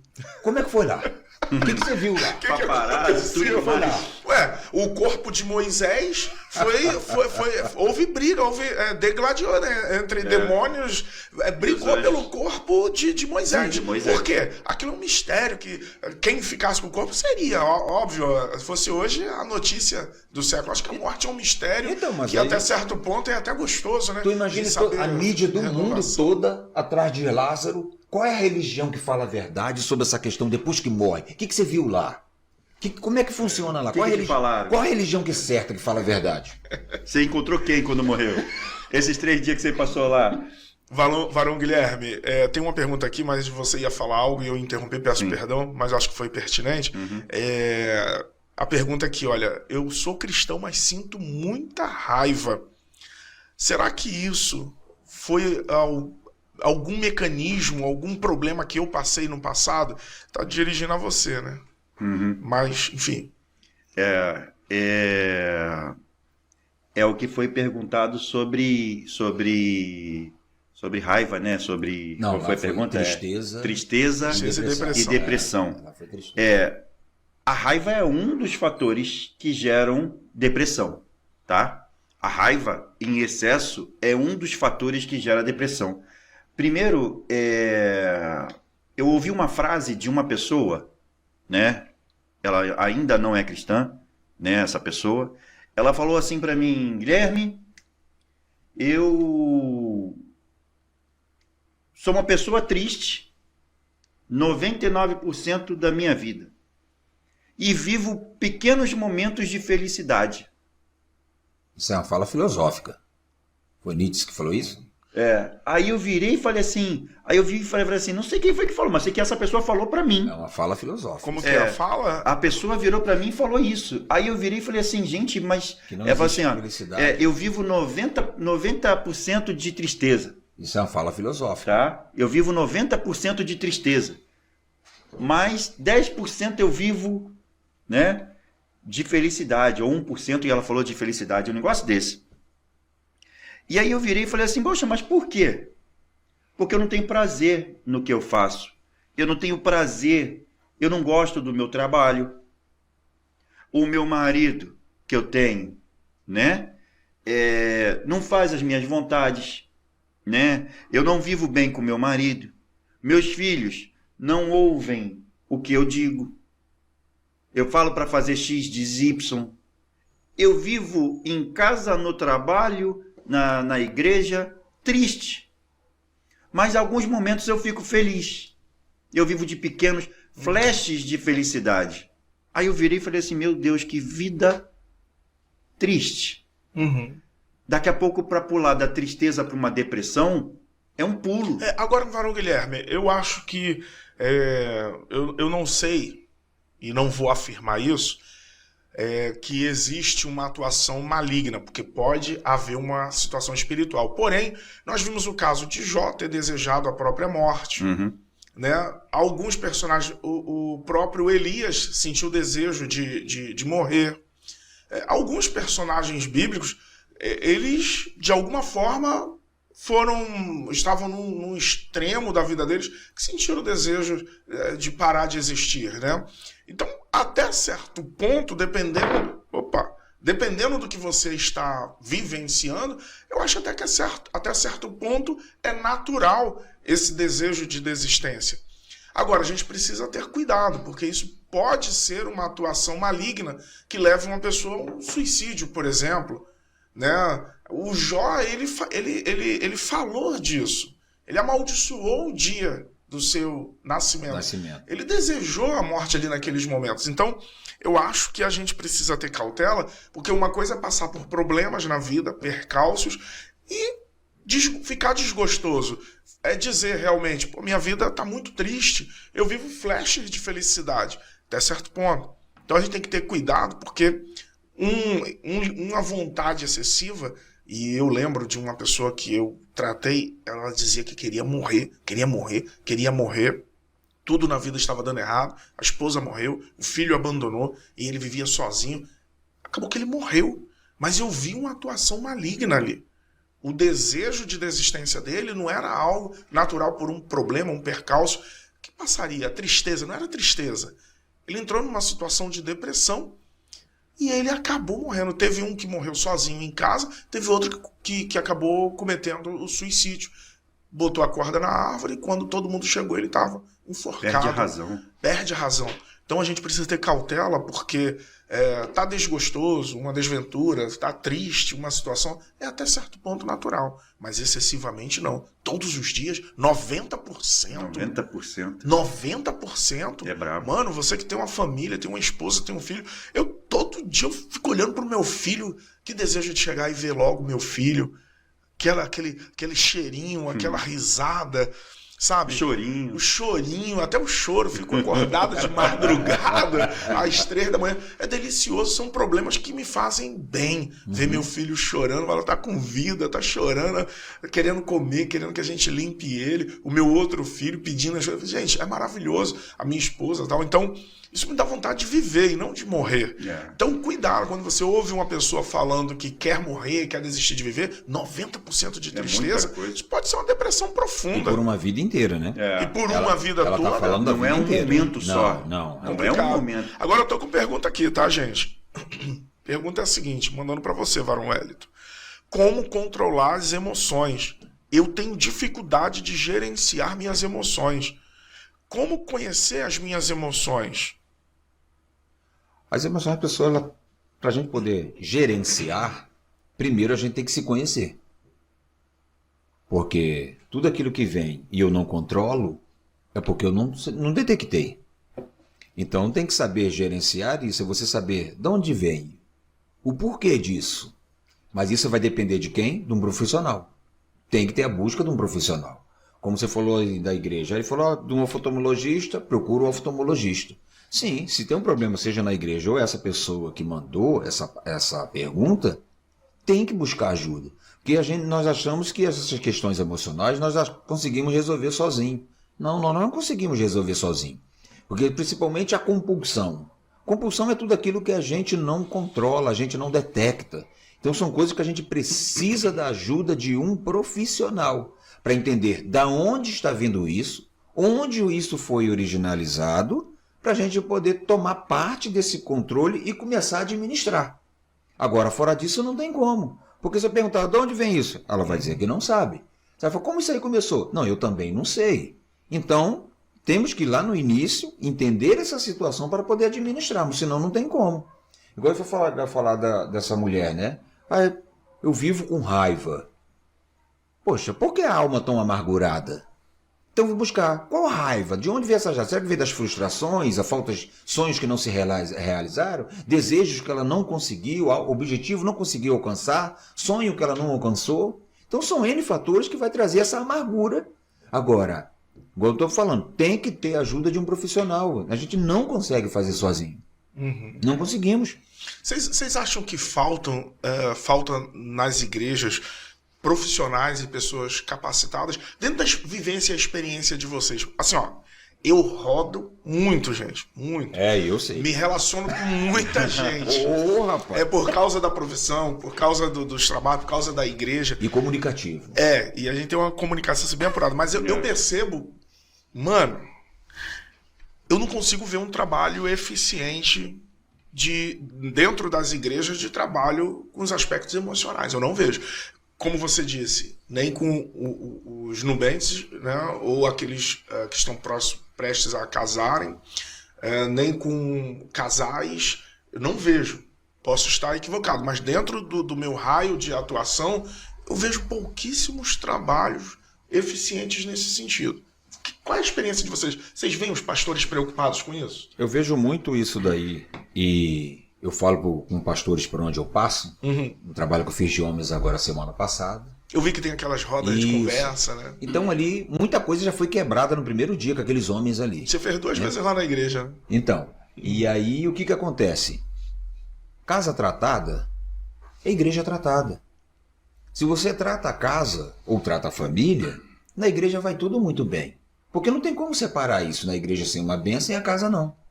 Então, o que vai manifestar na igreja é aquilo que já está em casa. Então, por um outro lado, eu vejo, de repente, alguns pastores, ter aquele profissional que já seja vinculado à igreja. Aquele lá dentro, ele já conhece as pessoas, não flui tanto. Mas tem um fora vinculado à igreja onde possa tratar os casais. E eu acho que a igreja deveria intensificar mais isso. Sobre os homens, separadamente, com as mulheres e depois com os casais. Mas as igrejas às vezes elaboram encontros de casais. É um negócio legal, onde tem uma janta, Sim, é legal. Mas precisa aprofundar essa questão. Um acompanhamento, né? Seja na questão emocional, sexual. Fazer desses homens, como eu procuro falar com esses homens, falo, mano, o que é sexo pra você, cara? O cara chega lá, só as mulheres reclamam o quê? Que o homem só bota a mão nela quando ele quer ter relação. O homem só procura, né? Usa o termo procura, quando ele está interessado. Mas aí o cara não beija, não abraça. Casais que não se beijam mais, não tem mais aquele beijo na boca, andam de mãos tem. dadas. E é o que muito acontece, tá? Não tem mais isso. O homem que não elogia a mulher, que não cuida da mulher, não observa nada da mulher. Não lembra do aniversário. Não lembra de nada, não procura um lazer, um passeio, comemorar uma data de aniversário de casamento, uma pousada. Então aí depois ele vai esperar o quê daquilo ali? Aí as mulheres se sentem frustradas, porque daquele homem que ela espera, aquele homem que ela escolheu passar o resto da vida do lado daquele cara. E o cara fica lá, Quando vai falar na rua, escolhe as palavras. Dentro de casa, manda qualquer palavra. Né? Dentro de casa não se cuida, não se arrumam, né? Não zelam por essa questão sentimental. A mulher não fala que ama. Homem para falar que ama a mulher, misericórdia, é uma coisa de louco. E eu ainda passei a encontrar agora no consultório homens que amam, mas não sabem amar. Ele não sabe amar. Não sabe expressar esse sentimento. Aí ele quer fazer coisas. Está errado fazer as coisas? Não está errado. Mas ele quer mostrar o amor fazendo coisas. Mas a mulher, ela quer ouvir. A mulher, ela quer aquele beijo, um beijo no cangote. Tem lá as 5 linguagens do amor, né? E sim, eu acho que tem até mais de 5. Fala aquela frase que você falou em off. Aquela frase perfeita que você falou em off do que se a gente, o quê? Eu mesmo...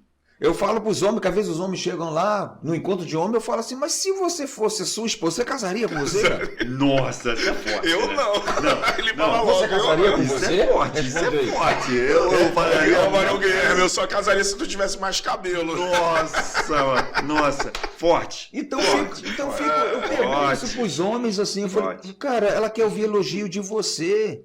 Ela quer ser chamada por você. É você que tem que estar lá, né? Eu lembro uma feita que uma vez eu fui buscar minha esposa, fiquei esperando o carro, passou um carro e buzinou. Ela falou, você viu aquele cara buzinou pra mim? Eu falei, sim, é sinal que ele tem bom gosto. Bom. Respeitosamente, a esposa dele é muito bonita. A gente. Olha, e é benção. Eu gostei dessa. O cara buzinou, pô, ele tem bom gosto. Comigo não. Comigo já pararam. Querendo dar em cima da minha esposa, que eu tava perto de mão dada, falava assim, é pai dela, hein? É pai dela, hein? Eu falei, cara, por quê? Alto, né? Careca e tal. Aí o pessoal chegava assim, é pai dela, hein? É pai dela. Eu falei assim, pô... Mas então, nessa questão, os homens falham muito nessa... As mulheres reclamam que os homens são secos, são frios, não demonstram homem sentimento. Tem uma dificuldade de mostrar esse sentimento. E aí eu pergunto pra ele, isso aí é ser homem, isso aí? O que é ser homem pra vocês? É ser grosso, é ser frio? É ser ignorante? Então as mulheres partem para esse lado, o lado do romantismo. Essa questão do homem dar flor pra mulher. Tem homem que nunca deu uma flor pra esposa. Meu Deus. Então ele tá esperando o quê? O dia do enterro? Meu Deus. Né? Ele nem sabe se ele vai morrer primeiro também. Deixa eu perguntar pro Varão Guilherme aqui. Varão Guilherme, como tratar essa questão? Porque é uma situação recorrente. A bandeira aqui que o Wellington levantou é uma situação recorrente. E eu não vejo nas igrejas uma preocupação objetiva com esse trabalho. Eu vejo, sim, preocupação com crescimento, preocupação com o evangelismo, tal. Só que a gente quer ganhar, mas na hora de cuidar, nós não cuidamos. Falha nesse ponto. Nós falhamos nesse ponto. Como tratar essa questão? Como a gente vai tocar num assunto de Deus se não falar da família? Deus fala muito bem claro, né? Esqueci agora qual é o versículo, mas eu posso depois ver, que a Bíblia fala a respeito daquele que negligenciar, não cuidar bem da sua família, né? Ele está sendo pior do que um descrente, aquele que não crê em Deus. E mais, negou a fé. E negou a fé. Então, quando se não me engano, está em Timóteo. Se não me engano, depois eu dou uma olhadinha. Então, se negou a fé, presta atenção, olha como tão profundo. Se você negou a sua família, se você não está sendo bom para a sua família, você vai querer direcionar uma igreja, né? Então, a Bíblia diz que 1 Timóteo 5,8. Viu? Eu quase acertei, vou só lembrar o capítulo e o versículo. E aí diz assim, quando a gente vai direcionar algo de Deus, a palavra de Deus diz assim na terra como no céu. Bem, então nós estamos afirmando que tem que ser igual o que é no céu, na terra, e a terra tem que ser o espelho do céu. Se nosso Deus nos trata como filho e nos ama tanto a ponto de dar o seu filho primogênito, único, a ponto de morrer pela minha vida e salvar a minha vida, é esse o relacionamento paterno que ele olha e fala, eu o amo tanto que eu preciso que ele entenda, que eu preciso que ele reconheça que eu o amo. e ele não pode esquecer desse amor. A maioria dos problemas de uma igreja é esquecer que Deus é Pai, gente. É Pai. Aquele que aceitar como Pai. Não é só aceitar como um Deus, aquele carrasco, aquele que vai só... eu, quando era pequeno, eu escutava, Deus castiga, Deus castiga, Deus castiga, não faz isso porque Deus castiga. Aí queria me botar medo. E quando eu, numa necessidade de pai, eu não tive pai presente na minha vida, eu, numa necessidade de pai, fui buscar a Deus, né, trabalhando, né, fazendo uma obrinha na minha casa com o meu sogro. Eu escutei uma música dizendo a respeito de pai. E aí aquilo falou assim, olha, eu não vou duvidar do meu Senhor, que abre a porta e fecha a porta quando Ele quer. Ele não falhou e não vai falhar, porque esse Deus nunca vai falhar, porque Ele é Pai. Amém. Então, e quem fala assim, olha, se você confia, respondendo uma porção de perguntas aqui que foram ditas, se você confia no homem, o homem pode falhar. Se você confia num pastor, claro, nós temos que confiar, mas se você confia cegamente num pastor, o pastor pode falhar, pode ter momentos de falha, mas o Deus que se coloca como Pai na nossa vida, Ele não quer ser tratado só como Deus, Ele quer que você reconheça como Pai. E aí é um relacionamento paterno, é paternidade espiritual. E aí você começa a ver Deus como seu Pai. E aí a maioria dos seus problemas, quando você tem, a maioria das perguntas que acontecem quando as pessoas falam, o que eu faço quando alguém me machucou na igreja? O que eu faço quando alguém falou mal de mim? O que é o problema? Olha só, você tem um pai e ele te responde. Só que você tem que entender que ele é seu pai, ele não é só seu Deus. Então quando você tiver um problema, não tem ninguém para poder conversar, não tem ninguém para poder falar, tem sim. Tem sim. A palavra de Deus diz que aquele que entender que eu sou o caminho, a verdade e a vida, ninguém vai ao Pai se não for por mim. Existe um Deus que está ali para poder te orientar, Amém. Te mostrar o caminho. E ele fala assim, eu não sei quem que eu vou procurar, não tenho ninguém perto de mim. Se não tem ninguém perto de você, faz o seguinte, fecha a porta do teu quarto, vai lá. Se abre para ele, derrama para ele. Se tem um lugar que eu aprendi na rede de famílias, se tem um lugar que o demônio ele não tem acesso, é aquele que Deus falou, fecha a porta, que eu vou estar contigo. Amém. Deixa eu te falar uma coisa. Chegou uma outra pergunta aqui, a respeito do assunto anterior que o Varão Wellington trouxe, quando estava falando de crianças, dessa formação, repetição e tal. Olha o que ele está dizendo aqui. A criação dos filhos engloba vários aspectos diferentes, dentre eles a saúde mental. Sim. A responsabilidade dos pais é em proporcionar um clima, um ambiente onde tem um clima de afeto, respeito e apoio. Sim. Isso facilita o desenvolvimento das relações e fortalece as habilidades emocionais da criança. É isso mesmo. Ele diz assim, finalizando, ele diz, é responsabilidade dos pais os ensinamentos e tratar da saúde emocional da família, porque traz muitos benefícios para os filhos. Sim. Responsabilidade primária dos pais. Porque o suprir o emocional dos filhos, cara, não se discute isso. Eu vejo isso hoje no meu filho, sobre essa questão dele ter segurança de quem ele é, da família que ele tem, da atenção que ele tem, o amor que ele tem, o carinho que ele tem, o apoio que ele tem e também a correção que ele tem. Limite, já. Exato. Entendeu? Então são nessas questões. Eu estava esses dias no mercado com meu filho, pedindo lá um negócio de um queijo que a minha esposa pediu. Quando ele falou assim, pai, eu posso pegar isso aqui? Eu falei, não. Tinha uma menina trabalhando lá, né, uma afetiva.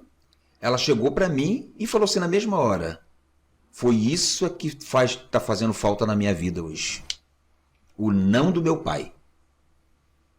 Então, quando ela falou isso para mim assim, eu falei, fiquei assim, meio sem ação, né? Aí ela falou assim, isso aí sempre fez falta na minha vida. Então essa questão que ele está dizendo aí é verdade, esse suprir Essa imagem paterna e a imagem materna, a proteção, a providência, vem da mãe, o carinho, o amor, isso faz falta na formação psíquica de um ser. Porque se ele não tiver essa completude dos dois lados, ele vai crescer faltando. E como eu falei, se ele não tiver o suprir da mãe, ele vai crescer, o menino vai buscar numa esposa a mãe. E as pessoas estão terceirizando isso, né? Não pode. Olha o que outra pessoa está dizendo aqui. O que prejudica a autoconfiança das crianças é o ambiente de crítica e cobrança excessiva. Está dizendo que essa cobrança excessiva e críticas prejudica a autoconfiança da criança. Isso aí me dá um exemplo com meu filho. Ele estava tendo problema na escola, nós colocamos num reforço. E quando foi um dia eu ajudando ele a fazer o dever, ele falou assim, pai, eu não sei. Eu falei, mas você não tem que saber. Você está na escola e vai aprender. Cara, aquilo ali, parece, aquilo virou. Ele não precisou mais ir para a explicadora. Eu falei assim, você não tem que saber, você está na escola para aprender, meu filho. Você tem que fazer. Se você não sabe, você está na escola para isso. Então ele ficava naquela cobrança dele com ele mesmo. Não, eu tenho que saber. Eu falei, não, você tem que aprender. Você não tem que saber. Para você saber, primeiro você tem que aprender. Muito bom. Varão Guilherme, a pessoa está dizendo aqui, como lidar com as frustrações dentro da família. Perdi a esperança. O meu cônjuge não me satisfaz mais emocionalmente. Houve algum desprendimento emocional por causa de alguma frustração. Como fazer? Como lidar com essa situação? Como lidar com a frustração nesses aspectos? Olha, infelizmente, a pessoa que depende do outro para poder ser alguma coisa, para poder viver, ela vai se frustrar muitas das vezes. Porque a pessoa tem que ser feliz em servir, a pessoa tem que ser feliz em fazer. Tenho um exemplo, né? Em 2 exemplozinhos rápidos, que diz assim, tinha um pai, estava tratando um pai por causa desse problema. Ele falou assim, eu cheguei numa roda de amigos, e aí os filhos começaram a falar das coisas que estão fazendo, que não sei o quê, e nisso tinha o tio dele, tinha não sei quem, tinha outras pessoas, focando no tio. Daqui a pouco, eu olhei ele falou assim, aí começou a falar, e todo mundo, os pais, pô, meu filhão, igualzinho papai, pô, meu filhão, igualzinho papai, pô, meu filhão, igualzinho papai. Chegou no filho dele, aí chegou o tio e falou assim, caramba, isso aí, meu sobrinho, igualzinho o tio. E aí eu virei e falei assim, poxa, o que foi? Aí eu pensei, pô, será que foi traição? Será que, sei lá, que é alguma coisa que aconteceu? Não. O pai terceirizou o ensino do filho todo pro filho, todo pro tio. O tio criou o filho. E aí o que acontece? A imagem do tio passou a ser do filho. É o que você estava falando. Eu falei assim, olha, você não pode terceirizar o seu entendimento, né? Você não pode terceirizar a sua criação. E quando você está vivendo com um cônjuge, né? Eu falo cônjuge para poder separar, pode ser homem, pode ser mulher, o tratamento de homem para mulher ou de mulher para homem. Sim. Tá? Então a gente usa mais a palavra cônjuge. Quando você vai ver que o cônjuge está sentindo falta de alguma coisa, é falta de diálogo dentro do casamento. O diálogo é a base do relacionamento conjugal. Se você não tem diálogo, se você não tem abertura com o seu cônjuge, tem que buscar ter abertura. Sabe aquela DR que a mulher gosta muito de fazer? Né? Tem que mudar o nome de DR para poder falar assim, eu quero conversar, eu quero só conversar. Para o homem já chegar já... Porque quando vai falar que tem DR, pronto, aí babou. O cara já chega já tudo armado, já chega falando, pô, nada que ele faz tá certo, nada que ele faz tá... Chega em casa, tá tudo errado, o que ele vai fazer com o filho tá errado, o que ele faz no trabalho tá errado, o que ele faz na igreja tá errado, o que ele faz com os amigos tá errado. E aí a mulher quer receber algo diferente. Você não pode colher aquilo que você não plantou. Então você tem que plantar algo. Varão Guilherme, eu estava dizendo que existem 4 grandes causas, talvez, óbvio, isso não é exaustivo, é exemplificativo. Existem 4 grandes causas do divórcio, né? Tem até foi elencado agora em 2020, na pandemia, o que causa o divórcio. Porque houve um acréscimo de 40%, segundo o Conselho de Cartórios, né? O Conselho Brasileiro de Cartório. Muito tempo junto e começou a dar problema. Então, elencaram. Primeiro, traição. Traição pode ser emocional, pode ser fática ou ela pode ser virtual. Segundo, a frieza no relacionamento. Aquela piada já não faz mais sentido, já não tem mais graça. Falta de diálogo, não tem comunicação do casal, vai chegar ao divórcio. E, por fim, problemas ligados à questão financeira. Muitos problemas financeiros acabam acarretando também em divórcio. Então, são questões a serem tratadas, né? A serem observadas. Chegou uma pergunta aqui agora, a pessoa diz assim: eu frequento a igreja há mais de 10 anos e percebo um aumento absurdo em psicopatas espirituais dentro da igreja. Olha o que ela diz aqui, ó. Essas pessoas que têm dificuldade em sentir empatia, remorso, pessoas que são manipuladoras e mentirosas, existe excessivamente dentro da igreja. Gente, nossa, eu não sei nem o que dizer, eu quero ouvir o Wellington. Existe essa possibilidade? Psicopatas espirituais, psicopatas emocionais dentro da igreja, pessoas que têm dificuldade de sentir empatia, remorso e pessoas manipuladoras e mentirosas dentro desse ambiente. Meu Deus, essa pessoa está extremamente traumatizada. Deixa o teu telefone aí para buscar um tratamento. Estamos aí. Mas a grande questão disso tudo, eu vejo a relação sobre quando a Bíblia diz que no final de tudo, né, o amor de muitos se esfriaria. E nós já estamos passando por isso. Hoje o amor está complicado. A questão da ajuda, da empatia. E isso até dentro do casamento que nós estamos falando aqui. Sobre essa questão do individualismo dentro do casamento. Vive junto, mas é individual. Isso que essa pessoa está passando aí nessa pergunta, nessa fala dela, é essa questão que isso está sendo geral, não somente dentro da igreja. As pessoas estão muito frias. As pessoas estão muito... Sobre essa questão, não tem mais empatia, não se coloca no lugar do outro. Tá um negócio, aquela questão humana, como eu falei aqui, da palestra que eu dei lá na empresa sobre essa questão de relacionamento, eu perguntei lá nessa palestra assim, será que eu sou uma pessoa boa para se conviver? Será que eu sou uma pessoa boa para ficar um dia inteiro dentro de uma empresa?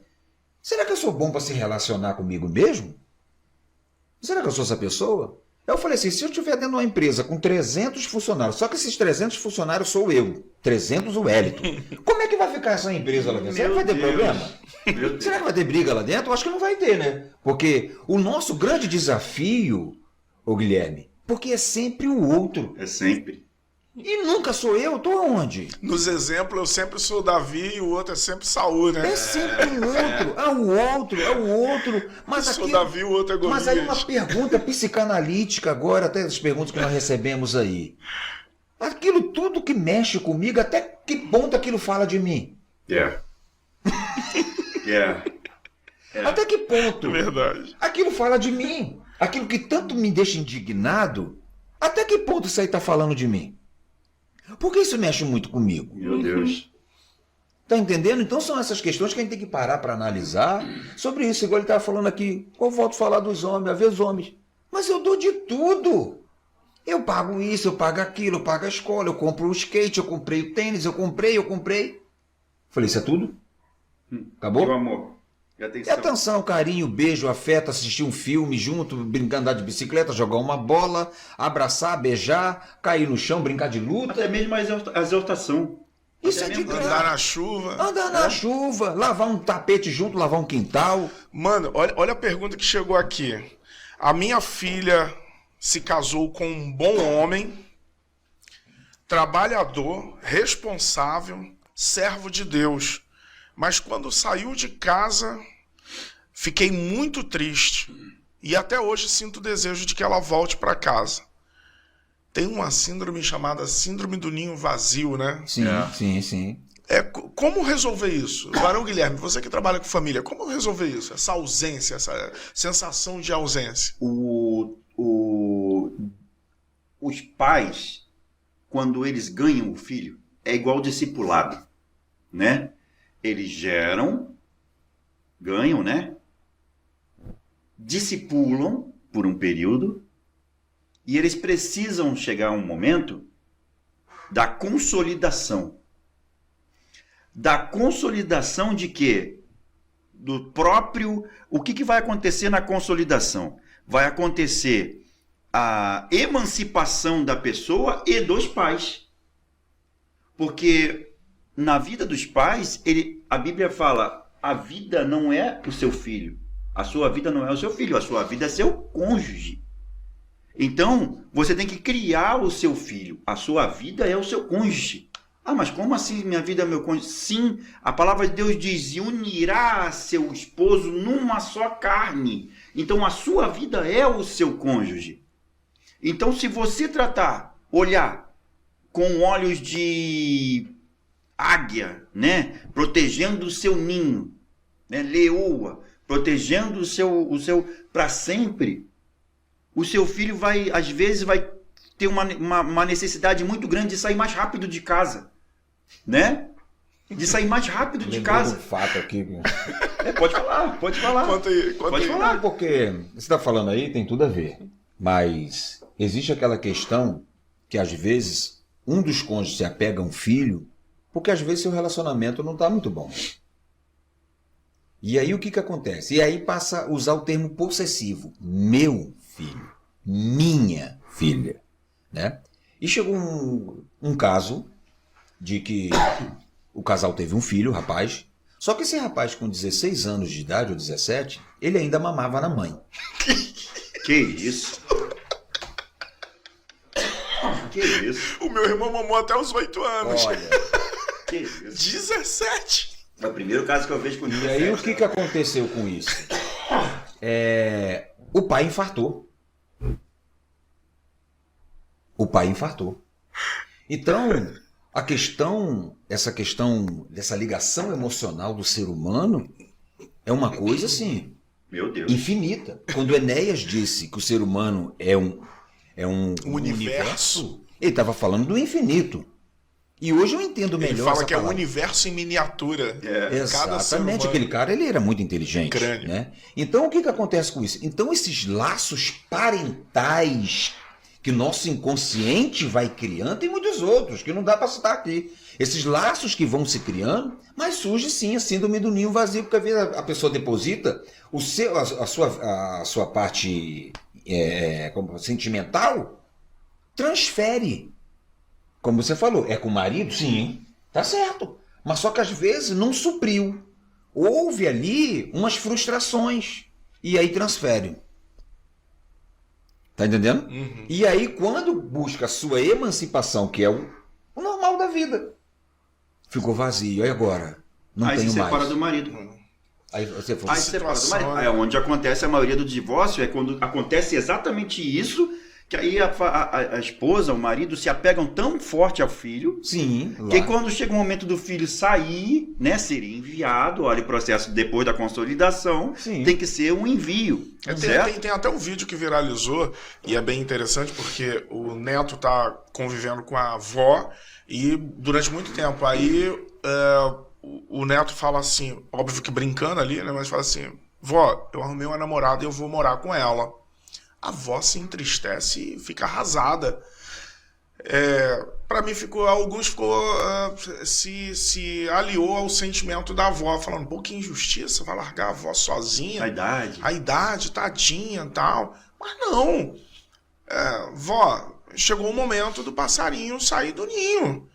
O momento da gente bater asa aí, né? Não tô falando que é certo ou errado ir morar com a namorada, não é isso. Não prendeu ela psicologicamente? Emocionalmente ela ficou arrasada. E às vezes prende. Porque a pessoa não consegue sair para não decepcionar. Para não decepcionar, entende? Então olha a sociedade como reflete. O pessoal se identificou com o sentimento da avó, mas não se identificou com o neto, que agora vai viver a vida dele. Só que aquilo não passava de uma brincadeira, uma pegadinha para ver o que a avó iria dizer. Uhum. Mas eu quero chamar a atenção aqui para uma outra realidade que eu estou querendo trazer, que é o texto bíblico que o Varão Guilherme trouxe, deixará o homem, seu pai, sua mãe, se unirá à sua esposa e agora vai se tornar uma só carne.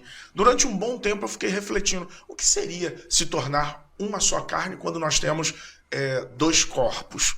Primeiro, a ligação espiritual que há entre o marido e a mulher. Sim. Porque no momento do ato conjugal, há um pacto de alma, um pacto de sangue ali, sim, sim. E que eles se tornam uma só carne. Sim. Mas existe um desenvolvimento que é fundamental para o casal, que é as sensações que nós temos, que seria o paladar, o olfato, o tato, né? Cada sensação que nós temos, à medida que o relacionamento vai desenvolvendo, eu preciso adentrar na seara do outro para me tornar um com ele. Saber o que ele gosta, quais são suas sensações de cheiro, quais são suas sensações de paladar, para que eu me torne um com ele. O que ele gosta de ver, como ela gosta de ver, o que gosta de ouvir. Eu tenho uma impressão que essa unidade de corpo e alma entre marido e mulher precisa ser sempre aperfeiçoado nesse sentido. Um relacionamento só vai dar certo não é quando eu busco a minha satisfação, quando eu procuro saber o que causa satisfação no outro. Sim. Também, para que eu com ele me torne um. É o que a Bíblia diz, poderão andar dois juntos se não houver entre eles acordo. Exatamente. Não tem como. Não tem como. Então só tem uma forma de eu e você nos tornarmos um, respeitando mutuamente e conhecendo, não só o autoconhecimento, mas conhecendo o outro também. Sim. É a forma, a maneira de nos tornarmos um. A Bíblia fala isso também para a gente fazer com Deus, né? Que fala assim, olha, aquele que não se tornar, não deixar tudo para trás e me seguir, né? Se tornar um espelho meu, né? Seguir o que eu falo, os meus ensinamentos, os meus mandamentos, né? Vai ter dificuldade na vida, então vamos lá, caminha junto comigo. É difícil uma pessoa hoje compreender que as suas vontades têm que ficar em segundo lugar. Como é que Deus fala? Fala assim, olha, eu vou cumprir todas as suas necessidades, né? Jesus é nosso noivo, não é? Jesus é nosso noivo. Um dia nós vamos adentrar os céus e ceiar com ele, né? E entrar na igreja dos céus, comungar com todos eles. Então, em nome de Jesus, o que falta hoje em dia de entendimento para essas pessoas é entender que Deus é pai, ele não é padrasto, é entender que a empatia tem que começar dentro da sua própria casa, você tem que querer saber o que necessita seu filho, você tem que querer o que necessita verdadeiramente sua esposa. Você tem que saber, eu vi um exemplo de uma esposa que usou o cartão de crédito do marido. O marido ficou indignado. Usou o cartão de crédito do marido. O marido ficou indignado. Quando chegou no final do mês, aí ela virou e falou assim, o que você comprou? O que você comprou? O que você fez? Quando daqui a pouco chegou, a esposa chegou pra gente e falou assim, eu usei para fazer meu cabelo, minha unha, me deixar bonita para você. Aí pode olhar aqui, ó, tá vendo esse nome aqui do cartão? É o salão onde eu fui, as coisas que eu comprei foram na farmácia. Aí você tá vendo aqui, ó, tudo isso aqui, fiquei tentando ficar bonita para você. E você pensando que eu estou fazendo... Cadê a empatia? Primeiro, se houvesse... a comunicação, a comunicação. É o que você falou, o acordo. Nada na vida é só de uma pessoa. Quando você casou, agora tudo é dos dois. Isso aqui é meu. O problema maior dos casais é entender que nada do casamento... não, eu vou ver a minha parte do armário. Peraí. Gente, eu vou comprar um carro, é meu carro. Eu vou fazer, é minha... Não. É o meu salário, é o meu salário. Agora é o nosso carro, a nossa casa, nosso dinheiro, né? Tem um livro muito bom acho que é Salvo o Melhor Juízo, Daniele An, da CPAD, que é Até que as Dívidas nos Separem. Também eu gosto muito, tem um livro, né, muito bom, esse livro não é cristão, mas é um livro de conhecimento fantástico, que é Casais inteligentes enriquecem juntos, né? Muito bom, muito bom. Bom, gente, deixa eu falar uma coisa. O papo tá muito bom, mas nós estamos chegando ao final do nosso encontro. Quero agradecer meu mano, o Wellington Cardoso. Eu que agradeço. Mano, foi um prazer muito grande recebê-lo aqui. Você sabe que eu gosto muito de estar do seu lado, gosto quando você está ministrando, ouvir a ministração sua é maravilhoso. Então, eu quero pedir que você deixe uma palavra de saudação, né? Também deixe o seu contato aí para os nossos telespectadores. Eu não sei, eu chamo como? O webinário, né? Nosso povo webinar aí, né? Então. Os nomes novos. Diz uma mãe, eu tenho uma mãe que viralizou aí dizendo: meu filho está se preparando para as profissões do futuro. E as profissões do futuro estão todas elencadas aqui na internet. Então, meu mano, muito obrigado. Uma honra te receber aqui. Espero que você em breve lá na igreja ministrando lá, vai ser maravilhoso. Deixa seu contato aí, TikTok, e-mail, tudo, sinal de fumaça, como que é isso? Não, eu agradeço por tudo e meu telefone é o 991. Pode olhar para lá, para cá, olha para cá. 837850. E atendemos também online, né? E presencial. E trabalhamos com casais ali, tudo como nós já falamos aqui. E tem Instagram, que tem lá o Wellington Cardoso, né? O Wellington Palestrante, que fala lá muito também sobre essa questão psicanalítica, também, que foi muito bom para a minha vida, e agora para a gente poder transmitir para os outros, né? Então eu que agradeço a oportunidade que você sempre dá para a gente aqui, e estamos aí à disposição, a seu serviço. Opa, tá? Estamos sempre juntos servindo ao reino. Muito obrigado por tudo. Muito bom tê-lo aqui, com certeza teremos outras oportunidades. Sim. Quando você vier agora trazer a doutora Ana também, né? Para estar aí. Ela tem uma palavra muito boa, a gente sempre fica degustando aquela palavra maravilhosa. Se quiser depois fazer até para casais. Olha aí, que legal. Pronto, fechou. Você deixou o telefone, o número? Eu já falei já. Maravilha. Varão Guilherme, querido, esse é o cara. Muito bom. Sábado estaremos juntos no Café de Pastores da Conexão. Infelizmente o apóstolo José não vai poder estar, né? Não vai poder estar, ele vai estar participando de um encontro, né? Radical, ele vai ser radical agora, né? Vai trabalhar nesse encontro, mas ele já deixou tudo preparadinho para a gente organizar lá. Muito bom. Meu mano, muito obrigado pela sua presença, sua participação, a sua experiência aí com os casais, muito boa. Quero pedir que você, né, esteja aí deixando sua palavra final e também o seu contato aí, TikTok, e-mail, WhatsApp, tudo. Até eu vou atrás dele. Já peguei o contato dele tudo aqui. Muito bom. Bem, eu que agradeço, né, estar aqui mais uma vez, né, contigo mais uma vez, é a primeira vez aqui no RamaCast, né? Mas a gente está sempre junto e eu gosto muito de estar com vocês. E vamos estar junto também no Café de Pastores, né? Que vai ser lá em Xerém, em Atos, né? Na igreja Atos, do pastor Jorge Carneiro. Isso, Jorge Carneiro. Sábado, 8 horas da manhã. Vai ser uma bênção. E meu telefone de contato é 21... Olha aqui pra câmera. 219 8235 4835, né? E Instagram, para quem quiser me procurar no Instagram, é Guilherme Júnior e o nome do usuário é guilherme.jrcom. Guilherme.jrcom. Lá a gente pode ter o contato também pelo direct e tudo que você precisar. Por quê? Dia 31. Sábado agora vamos ter o café, no dia 31 de agosto nós vamos ter um jantar de casais na nossa igreja, maravilhoso, o pastor Ricardo vai estar lá ministrando a palavra para a gente, o pastor Ricardo da Igreja Batista, né, de Imbariê, vai estar também ministrando lá para a gente, vai ser uma bênção, né, ele e a esposa dele vão estar lá ministrando, né, e no próximo mês de setembro já vamos iniciar o nosso curso de Casados para Sempre. Então, você que de repente quer fazer esse curso de Casados para Sempre, né? É um curso de paz para toda a vida. Você pode nos procurar que a gente vai estar direcionando a melhor data, o melhor momento, uma equipe para poder ajudar vocês. Vocês que precisam de ajuda no seu casamento, vocês que precisam de ajuda de orientação para sua família, filhos, vocês que precisam entender seus pais, né? Procurem entre em contato com a gente pelo telefone, que acabei de passar para vocês, ou pelo Instagram, que nós passamos as orientações todas certinhas. E aí eu vou fazer um convite aqui ao nosso